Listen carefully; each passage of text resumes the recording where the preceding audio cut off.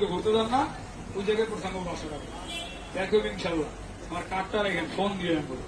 যত বড় সাপ হোক, কত সাপের দাম, যত সাপের বিষ হয় অত বিষের দাম। সাপের কি দাম নেই ভাই? ফোন দিন, আমার কার্ডটা রেখে একটা সাপ ধরতে গেলে আমার লাভ আছে।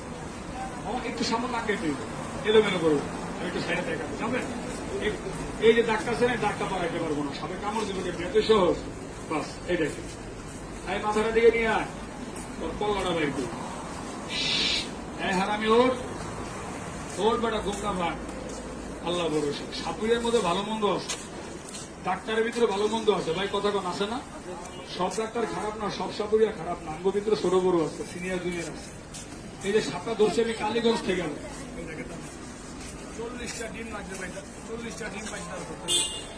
আমি মুখের মধ্যে যে দাঁতটা পাইছিলাম আজকে, তার দাঁত ধরে আমি চাকু জ্যাকেট চালিয়েছি, এখন তার কোনো জায়গায় বিষ নেই। এই যে সাপ বেদিতে মারামারি করে বেশি অংশ মরে, কোনটা কইতে পারবেন?